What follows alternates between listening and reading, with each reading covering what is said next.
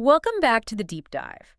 If you've ever found yourself, right in the middle of a conversation in English, and you just hit that internal speed bump, We all know that feeling. yeah, that moment where your entire thought process just grinds to a halt, and your brain is desperately trying to jump back to your native language, translate the idea, figure out the grammar, and then translate it back into English before you can even say anything. That cognitive lag, that's what it is. It's a moment of internal friction, Yeah. and it is the single greatest barrier to achieving true spontaneous fluency. It's like you're operating through a filter. Exactly. You're not actually experiencing the world in English. Hmm. You're just interpreting it from your first language, your L1, Yeah. and then you're, converting it. Exactly. And today we're diving deep into a stack of sources that don't just talk about this problem, they give us a really surgical 5-step roadmap. It's designed specifically to get rid of that L1 reliance. Our mission today is to show you how to train your brain to start generating thoughts directly in English, bypassing that clunky and honestly confidence-crushing translation phase for good. And the challenge is so clear. Translation it anchors you. It turns every single interaction into this dual cognitive task. You're processing the idea, and you're performing this linguistic conversion at the same time. It's exhausting. It is. Our goal is to sever that anchor. The 5 steps we're going to cover, they form this really comprehensive training regimen to basically restructure your brain's entire relationship with English. And what's interesting is that when you summarize the steps, they can sound incredibly simple. Almost too simple. But the devil, as they say, is in the detail. Absolutely. It's all in the application. Yeah. We have to unpack the specific techniques, the mental shifts that are required inside each stage to actually make this transformation stick. That's our deep dive today, to provide that complete pathway. If you really commit to this, you're fundamentally changing English from just a skill you have into the very medium of your thought. And what I find so insightful about this framework is that it's not based on some, complicated adult linguistic theory. It's actually rooted in how we all learned our very first language. That's the crucial part. The sources really highlight this. These 5 steps are a deliberate mirror of how a child just naturally and organically picks up their L1. Right. A child doesn't start with verb conjugation tables. Not at all. They start with pure, unfiltered association. They start small. They look at the world and they point. They identify individual words, mostly nouns, right? Yeah. Before they ever figure out how to stick 2 words together, then 3, and then build up to complex sentences. And by structuring this adult learning path to mirror that same developmental sequence, starting with just identification and moving toward this constant internal narration, you're leveraging the brain's most effective, most innate language acquisition tool. So this makes the whole approach immediately relevant for you, the listener. This isn't just theory. No, it's a neurologically sensitive sequence. Implementing this puts you on an accelerated path to thinking completely in English and finally minimizing that translation lag that has been holding you back. Okay, let's unpack this. Let's get into the action plan. We start, logically, right at the beginning. Step 1, word identification. This first step requires you to become hyper-aware of your environment. But you start small. You begin by actively identifying simple words, mostly concrete nouns, in your immediate surroundings. Doesn't matter where you are. So you could be at home, you could be on a crowded train, maybe you're just sitting in a waiting room. You just look around and start labeling. Exactly. I'm looking around right now. I can see a wall, a light fixture, a cushion. The source material gave those great examples from a home, like windows, curtains, radiators, boxes. It's that fundamental labeling. You're establishing a direct association between the physical thing and the English word, completely bypassing any L1 label. The simplicity is intentional, I get that. But this is also where it immediately introduces the non-negotiable core rule of this whole system. Which is bypassing that L1 reliance. And here's where the real cognitive work starts. Let's say you see an object, I don't know, a specific tool or some weird piece of office equipment, and you just don't know the English word for it. Right. The critical rule is you absolutely do not write down or even think of the word in your native language. Because that action would instantly reinforce the very dependency we are trying to kill. The brain is, well, it's lazy. It defaults to the path of least resistance. And the L1 word is the shortcut. It's the ultimate shortcut. And if you give it that, the direct connection to the English concept is just never formed. So to force that connection, you have to use this highly effective workaround. So instead of thinking, that's an X in my language, You have to describe the unknown object using only the English vocabulary you already have. It's a forced reliance. Okay, so let's use a more complex example than a curtain. Imagine you're in, say, an industrial setting, and you see a piece of machinery, a pressure regulator, maybe. You don't know that word. Okay. So instead of translating, I have to write down a description, something like the round metal thing that connects the two big pipes, and it seems to measure and control the gas pressure. Exactly that. The round metallic device that connects the two large pipes and seems to measure and control the flow of gas or liquid pressure. That's perfect. But wait a second. If I'm forced to describe that, my description might be wrong, or at least clunky. Am I not just practicing an error? That feels a bit counterproductive. That's a really crucial distinction to make. The purpose here isn't to be grammatically perfect in your description. Okay. The purpose is to force your brain, under a bit of stress, to use its existing English resources, verbs, adjectives, prepositions, to articulate a concept. Yeah. You're forcing it to work, rather than letting it retreat to your L1 for the easy label. So you're practicing the skill of articulation, not the skill of perfect identification. Precisely. The error is only temporary. You're forcing the cognitive engine to keep running on English fuel. That makes a lot of sense. So at the end of the day, I've got this list of English descriptions, these workarounds. What do I do with it? Then comes the review process. You take that list of descriptions, and they are descriptions, not translations, and you use an English-to-English dictionary or a Google search to find the correct word. And preferably do the search in English too, right? Oh, absolutely. Force even more target language exposure. So you'd search for something like metallic device control flow pressure. And the search results will probably point me to regulator. And now your brain has built this direct, hard-fought bridge. It goes from concept, which you articulated in English, directly to the English label. It never once passed through your native tongue. That process, if you do it daily, it must really accelerate that divorce from L1 equivalence. It does. It's an exercise in creative linguistic problem solving that happens entirely within the world of English. So once we've got a solid foundation of words, of nouns, we naturally move on to step 2, silent narration. Yes. We're moving from static objects to dynamic action. And this progression, again, it just perfectly mirrors how a child learns. It really does. They go from mommy or ball to mommy go or ball roll. In step 2, you, the listener, you shift your focus from what exists to what is happening. So the task is just to look around and silently narrate actions, what I'm doing or what other people are doing, what's just happening in the environment around me. And you should start simple. If you're drinking coffee, you just narrate. I am raising the cup to my mouth. The liquid is hot. I need to cool it down. Or if I see a dog, the brown dog is running across the park. It is chasing a bright yellow ball. Exactly. Simple, direct observations. But to really hit that deep level of immersion, we have to get more complex than that, right? How do you move this from just simple observation into something deeper? You have to start pushing the boundaries of what you're narrating. It's not just action, it's internal state. Okay, give me an example. So think of narrating a bus journey. The simple version is the bus is slowing down. A woman is getting off. Right. The intermediate version might be the driver is carefully maneuvering the large vehicle through a tight intersection. He seems frustrated by the heavy traffic. So you're adding interpretation, emotion. Yes. And the complex version is when you turn it inward. I need to remember to buy milk. I hope the supermarket isn't too busy. I really should have planned my route more efficiently. That's the critical part. The complex stage forces you to narrate not just what's happening outside, but your own internal mental processes, decisions, emotions, plans, doubts. And that immediately requires you to use more advanced sentence structures, verbs, conjunctions, maybe even the conditional tense. And this is why step 2 is so important. It instantly shows you where your linguistic gaps are, beyond just simple words. Every single time you try to narrate something complex, maybe an argument you overhear or a nuanced feeling you have, and you find yourself mentally stuck, that moment of confusion where you just can't form the thought smoothly in English. You have to note it down. You must note it down. That noted gap is pure gold for your learning. It means your brain has found a concept it wants to express, but the English wiring for it is incomplete. It's the ultimate personalized learning material. Correct. That inability to articulate your internal narration proves exactly what grammatical structure, what specific phrase, or what nuanced vocabulary you're missing in that moment. Which brings us perfectly to the crucial link in this whole process. Those noted gaps, they lead straight into step 3, which is all about correction and refinement. The source material is unequivocal on this point.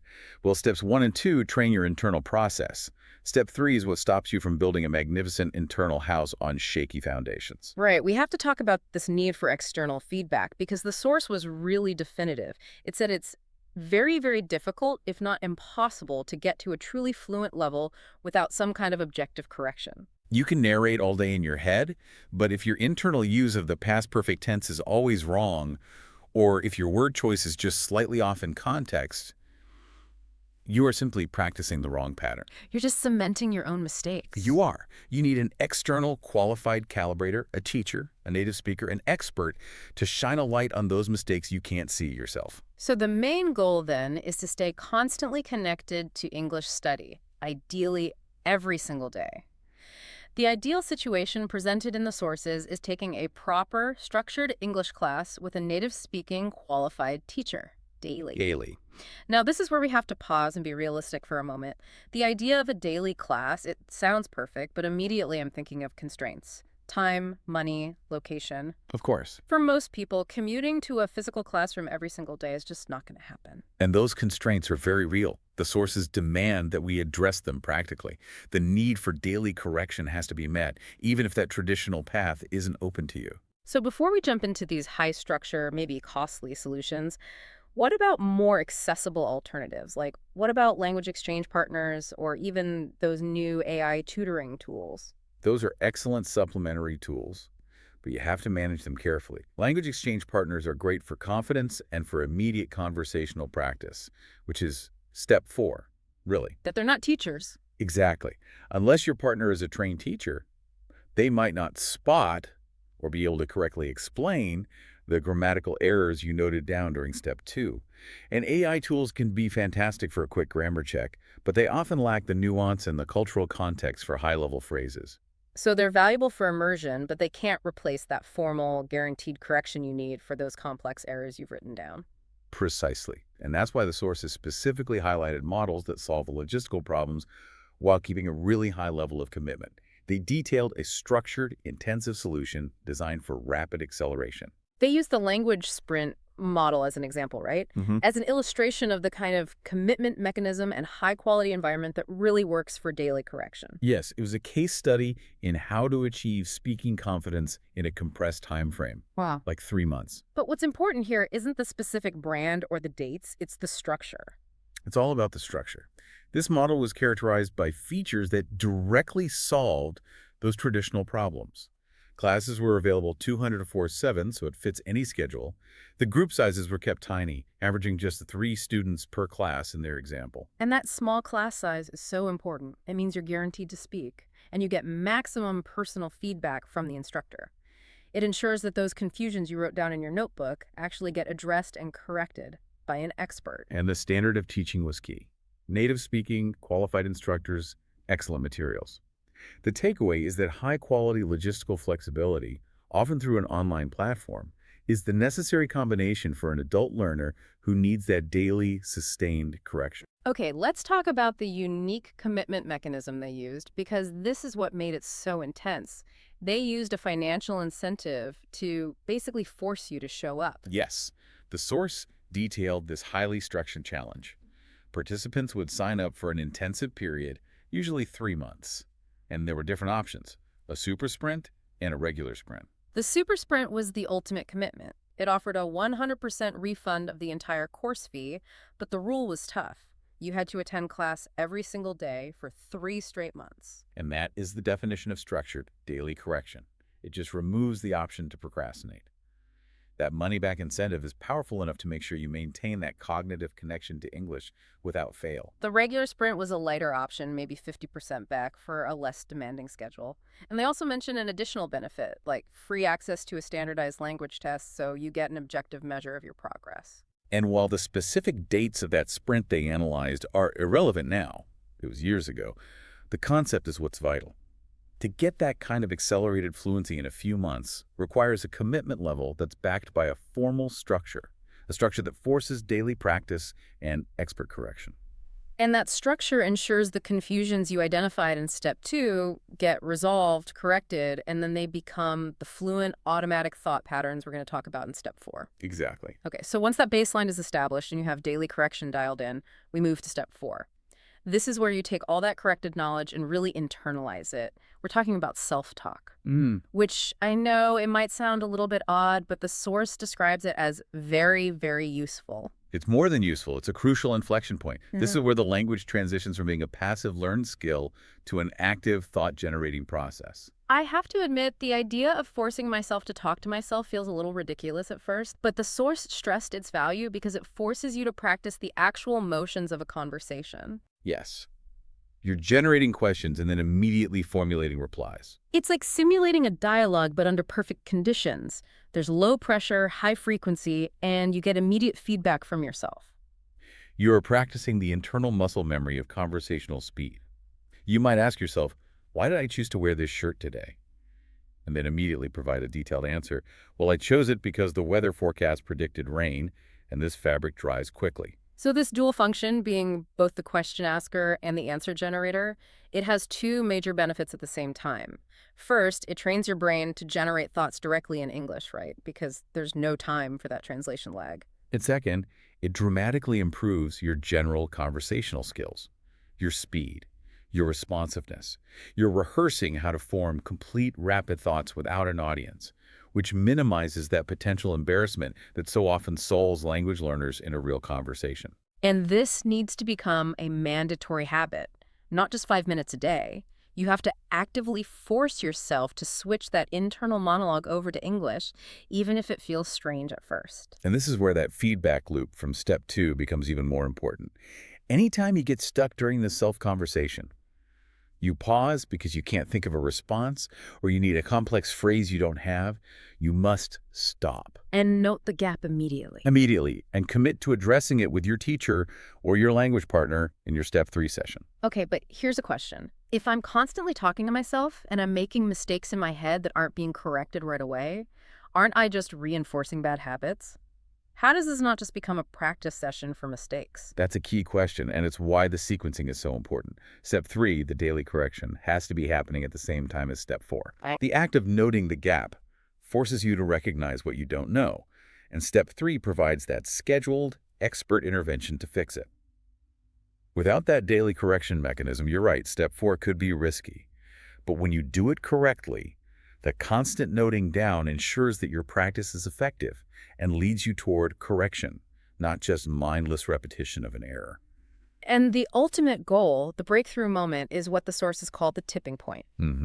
If you do this self-conversation enough, they suggest you might find that you just start thinking in the language automatically without even trying. That switch is the neurological reward. Yeah. Your internal monologue just flips over without any conscious effort because the pathway for English has become stronger than the pathway for your L1, at least for that kind of self-reflective thought.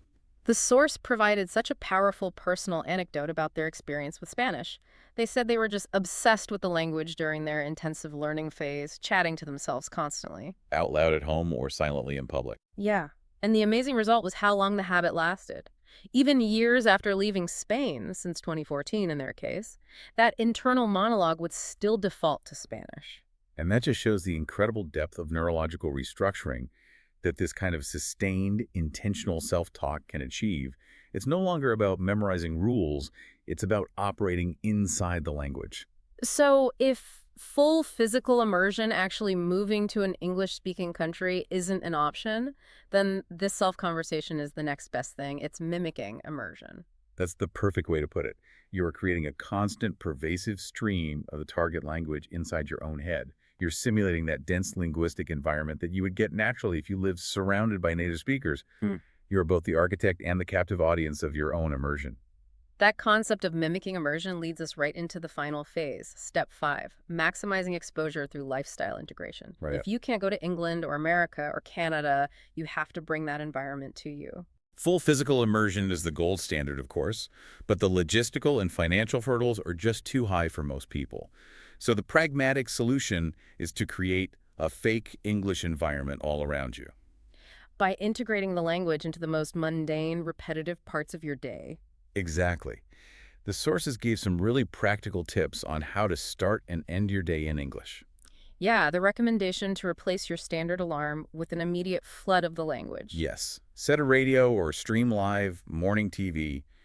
You might need a VPN to get British or American local channels to switch on instead of a regular alarm tone. And the goal isn't to be consuming like high-level political analysis first thing in the morning. No, no, it's the mundane content that matters. Why is that so important? Because the mundane stuff, the local weather, the traffic reports, celebrity gossip, simple ads for soap, it uses high-frequency, low-stakes language patterns. The kind of stuff native speakers just take for granted. Exactly, it's their everyday immersion. By exposing your brain to this as soon as you wake up, you force it to process language in a real-world context before your L1 has even had a chance to fully get going. Okay, so moving beyond passive consumption, social interaction is always a big recommendation. Making friends and speaking with native speakers is probably the fastest way to get fluent. It is, but the sources acknowledged a fundamental difficulty here for a lot of students. The supply and demand issue. It's an issue of linguistic supply and demand. You have a huge supply of language students who are eager to practice, but a much smaller supply of native English speakers who have the time and the sustained interest to be an informal language partner. So if finding native partners is a major hurdle, what are the alternative strategies? How can you get that real-time interaction? Well, alternative strategies mean leveraging your existing network, even if they aren't native speakers. You can set up English-only nights or dedicated sessions with friends who are also learning. The rule is simple. During that hour, no L1 is allowed. Right. And this forces your step 4 self-talk to become externalized. It gets immediately corrected by your peers, or at least it forces you to use that step 1 technique of describing an unknown word in English in real time. And the sources also gave the listener permission, right? If these group sessions are too hard to schedule, you can just continue the sessions alone. They explicitly said that relying heavily on your internal steps 2 and 4 in isolation is absolutely fine. Consistent solo immersion is so much better than waiting for the perfect social opportunity that never comes. Okay, so we've saved one of the most powerful and practical strategies for last: culinary immersion. This is where you get to layer and integrate steps 1, 2, and 4 into a single multisensory real-world activity. Let's start with the high-stakes version. Throw a dinner party entirely in English. I mean, that sounds intimidating, but it would definitely force rapid-fire, real-time communication. It would. But the preparation itself is the real training ground. The listener should commit to buying or using English cookbooks or accessing English recipe websites exclusively. This forces vocabulary integration immediately. The sources gave specific examples, pointing to resources like BBC Good Food for British dishes or chefs like Jamie Oliver. Specifically mentioning his 15-minute meals range, which is noted for being quick, easy, and healthy. The accessibility of the material really matters. Following a recipe in English is a profound multi-sensory exercise. You're physically interacting with the language. You're measuring ingredients, 200 grams of flour, a teaspoon of baking soda. You're following sequence instructions. Fold in, simmer gently, preheat the oven. And this is where all 5 steps just come together perfectly. As you follow the recipe in English, you should be layering the earlier steps back in. First, you have to silently narrate the entire process. That's step 2. For example, I'm chopping the onions now, making sure the pieces are all about the same size. I must be careful with this sharp knife. Second, you have to be actively identifying any unknown objects or ingredients in the kitchen. That's step 1. Right. If you don't know the word for a colander or a whisk, you have to immediately describe its function in English. The metal bowl with all the holes that I use to drain liquid from pasta. And third, once the meal is made and served, you move into conversation. Step 4, if you have guests, it's a real conversation. If you're alone, Then you engage in silent or soft self-talk, reviewing the process, planning the next steps. That dish tasted excellent, but next time, I think I should remember to add more salt. I think I used the correct technique for kneading the dough. by using cooking, this structured, essential life skill, as the framework, you're maximizing your exposure and making sure every step of the regimen is constantly being reinforced in a really meaningful context. Exactly. So, okay. The listener has committed, they followed the 5 steps, they're building their word list, they're constantly narrating, they're getting daily correction, and their internal monologue is shifting. How do they know when they've actually crossed that invisible line? How do you recognize that breakthrough moment of actually thinking directly in English. The sources provide four distinct, tangible signs that all that hard work has fundamentally restructured your brain's linguistic processing. These are the rewarding indicators that you've achieved genuine, effortless fluency. Okay, number one, dreaming in the new language. That seems like the most profound evidence that the language has integrated into your subconscious. It is absolute proof of deep engagement. Your brain is so invested in processing and operating in English during your waking hours that it integrates it into the dream state, where memory consolidation happens. The anecdote in the sources was so telling, the speaker dreaming of their parents speaking Spanish, but it wasn't their mother's actual voice. Exactly. It shows that the new language matrix has been paired with the fundamental concept of family communication, and it's actually overriding the stored L1 memory in the dream state. It's incredible. Sign number two, understanding jokes and humor spontaneously. Humor is the ultimate test of fluency. It relies not on translation, but on rapid, automatic processing of linguistic nuance, cultural context, double meanings. And if you have to pause to translate the joke, it's already dead. The moment is gone. The sources describe that moment, the spontaneous laugh, as something really, really enjoyable, because it confirms you're no longer just comprehending words, you're integrated into the culture and the context of the language. Okay, the third sign is simply surprising yourself. Mm-hmm. Huh? You're doing some mundane task, washing dishes, driving, and you suddenly realize after a few minutes that your entire internal monologue, the voice inside your head, has been speaking English without you even trying to force it. That's the moment it's become second nature. The effort required to switch to English has basically dropped to zero. For most of your thoughts, the path of least resistance has now shifted from your L1 to English. And finally, the ultimate neurological confirmation, the fourth and the strongest sign, L1 block. This is the moment where you can easily think of a word or a phrase in English, but you are temporarily completely unable to recall the equivalent word in your own native language. This is definitive automatic prioritization. Your brain, having been systematically trained through these 5 steps, has elevated English to the top of the queue for mental processing. The internal translation middleman hasn't just been fired. His office has been demolished. It is the clearest possible evidence that your effort to create those direct conceptual links has succeeded. So if we connect this all back to the start, the 5-step regimen works because it systematically forces the creation of those direct links. Step 1 builds the noun base, Step 2 integrates action, Step 3 ensures accuracy, and Steps 4 and 5 force constant application until the whole process is reflexive. The transformation is not just adding a skill, it's a true cognitive shift. So what does this all mean for you, the listener? We've provided the roadmap, the detailed steps, the commitment levels, and the clear signs of success. Now you know exactly what to look for on the other side of your intensive journey. And I want to leave you with one final provocative thought, building on that phenomenon of L1 block. We've established that the new language can grow powerful enough to temporarily supersede or even overwrite your native tongue in certain contexts. Right. It requires a conscious effort just to retrieve a word from your own mother tongue. So this raises a fundamental neurological question.